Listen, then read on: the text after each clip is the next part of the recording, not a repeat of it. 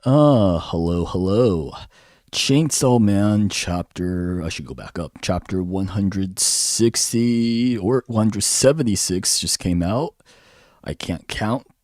But yeah, let's go ahead and talk about it. Kind of a fast chapter, but there is a little bit to talk about. So we start with Asa and Yoru in the bathtub, a flashback. And this is back to a little bit after she kicked Denji in the balls, because right before that, she was complaining about Katana Man taking too long in the shower. So she, right now it's Yoru. She is testing out her powers. She grabs a bar of soap and turns it into a sword and confirms to Asa that they no longer have to physically touch an object to make it into a weapon or say the name of it. They can just do it on command telepathically with a single thought. However, despite that, she recognizes that she still can't beat Pochita. So Asa suggests that they make peace because ultimately beating Denji, Pochita, Chainsaw Man really doesn't do much in the grand scheme of things. And Yoru is kind of open to the idea, but then she says that her comrades were eaten by him. And we'll come back to comrades later because that's a interesting term to use. And she's probably talking about the nuclear devil, as she did in the first chapter of part 2. But Yoru remembers, or she mentions that she has 2 secret weapons that she could use that might even the odds. And again, she says that using them would be the opposite of saving her comrades. So again, Asa suggests peace. However, Yoru's ego takes over and she reveals her true motivation for all this, which is just for pride, for ego. She just wanted to be stronger and more fearsome. And we cut back to the present, which is like maybe a day later, half a day later. You have Pochita about to uppercut Yoru with his chainsaws. And Yoru ponders if she would turn her children into weapons. And the answer to that is yes, she would. Oh. And then she calls tank and gun. So we have the return of the gun devil. And we cut to one of them is in the Gulf of Mexico on a, I guess, ocean container, one of those oil rafts. I don't know what they're called off the top of my head. But it looks like the whole containment center is built to only hold that specific devil.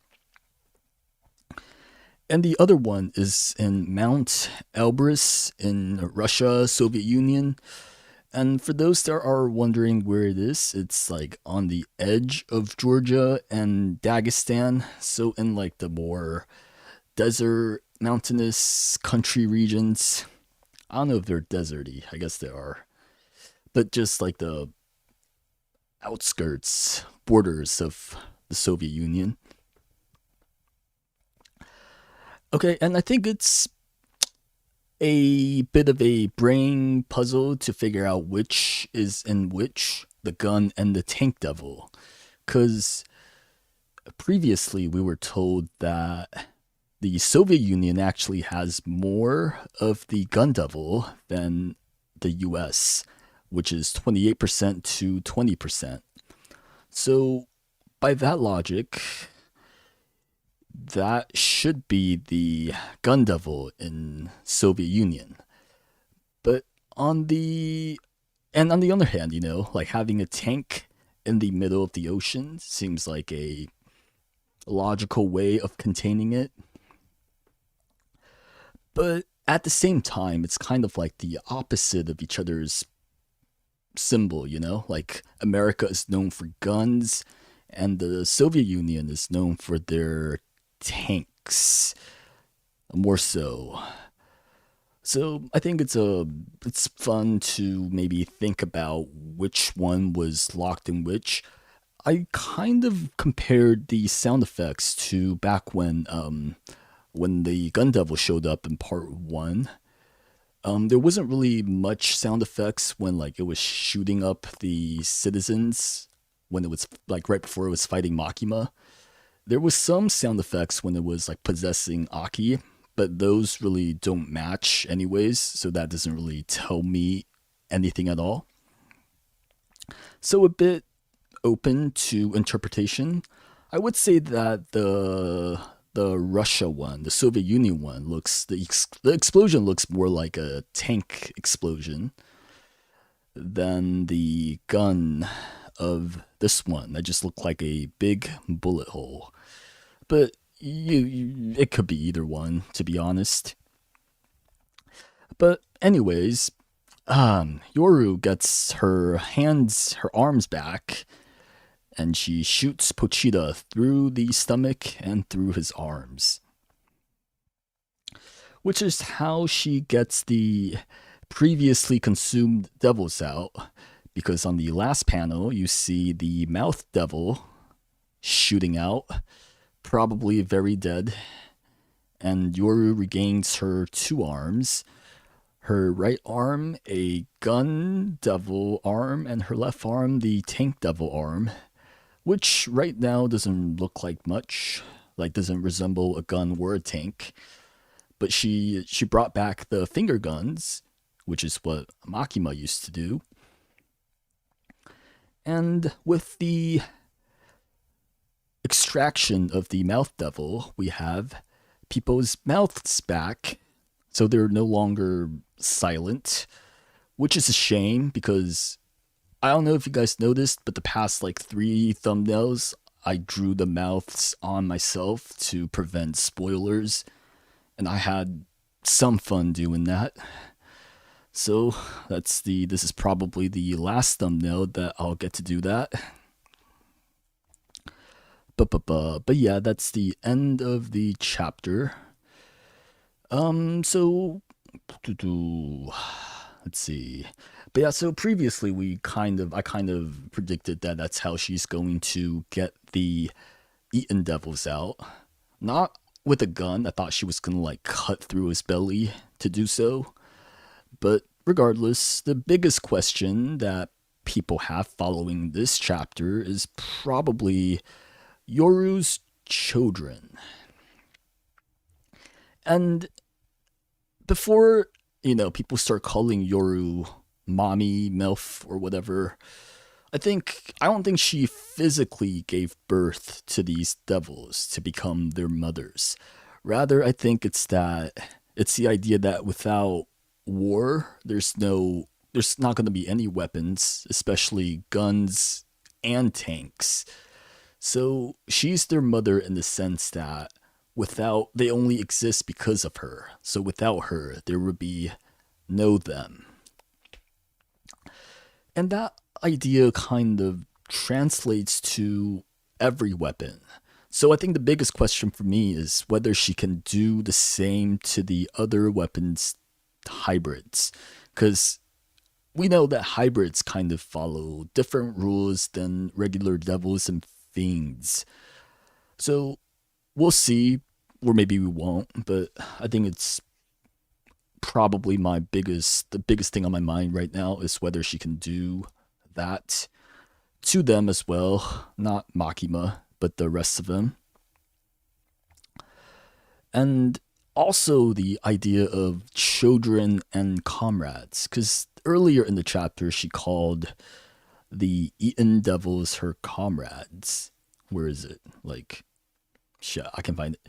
But somewhere there, and then but then she's also calling guns and tanks her children. So I'm also thinking if like is nuclear weapon like her children too, which is following like the logic here. That would make sense. But who knows? The rules of the series is pretty abstract. So very open to interpretation. But this chapter at least kind of confirms that the broad, subject can kind of they have power over their sub terror subjects.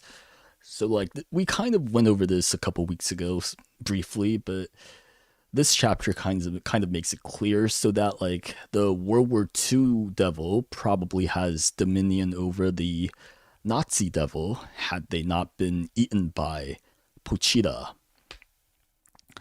That being said, I kind of wonder like how if something fits into different categories, how that would do. Cause like nuclear weapons, right, technically belongs under the World War II devil umbrella as well. So maybe two different devils can have control over one of the sub devils. Um, yeah, but that's a question to be answered for later. But yeah, that's about it from me for today. Next chapter comes out 2 weeks from now. And that's about it. Let me see if I have any comments. Ba-ba-ba. Hello, I love the foreshadow on how Yoru didn't need to say the weapon to summon it. I wonder why the gun and tank are her children, but the weapons inside Chainsaw Man are comrades. Yes, that's my question as well. I think they're her children symbolically, like how Aki was a brother to Denji. I'm not.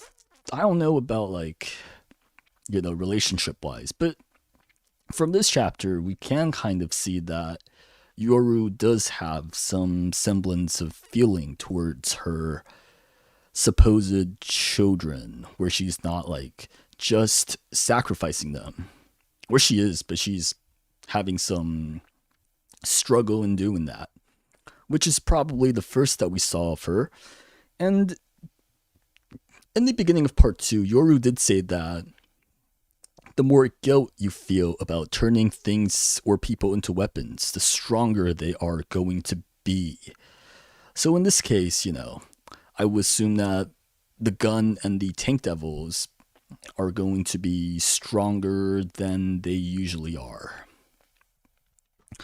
That being said, I think the gun and the tank devil, the two arms, are like kind of do the same thing, right?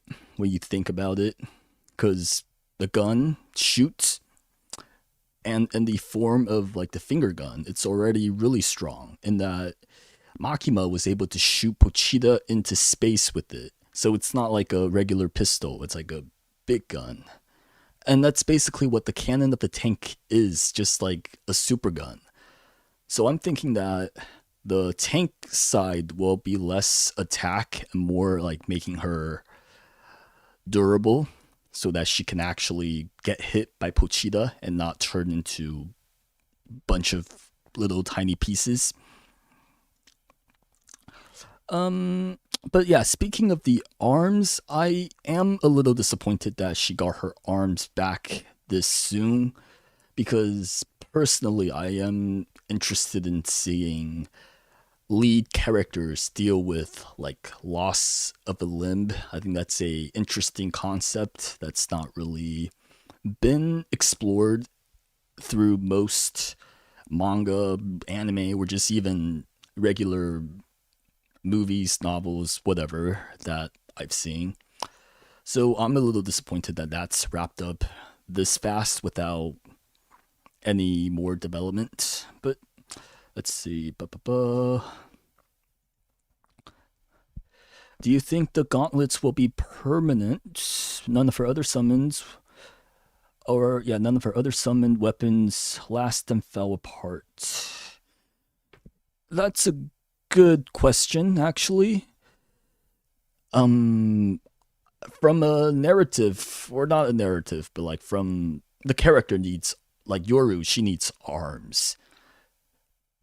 And I can't, it's hard to imagine like her just being armless for the rest of the manga. Even though I just said that I would like to see that. I think it'd be funny. I think it'd be interesting to delve into. But I think she's gonna keep her arms for a bit. Um, like I said, she did say that like sacrifice makes your weapon stronger. So maybe that's what makes it more long term than just other weapons. Or maybe that she will touch, or not touch, but she will turn other weapons into her arms. So we just run through like a gauntlet of different arms. She got like a sword arm, a flamethrower arm, whatever, potentially. Ba ba ba ba ba. Yoru's scar is bleeding. Does it have any meaning? I think it's just her getting stronger, her using her power up, or possibly like a reminder of her history with Pochita.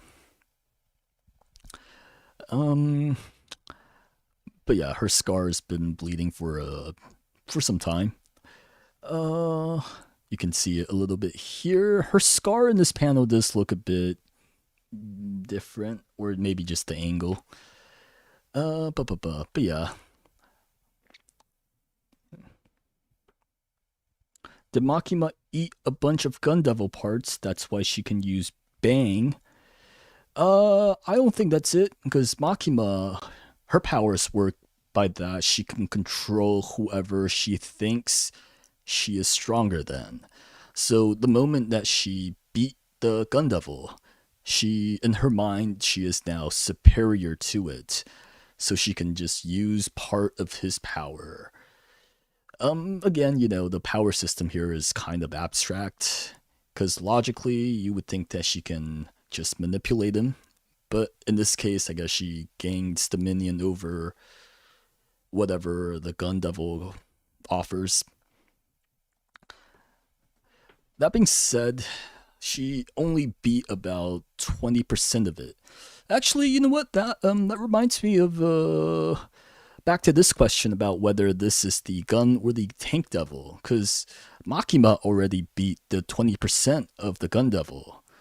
So that would mean that America lost their Gun Devil. So this should be the tank devil here.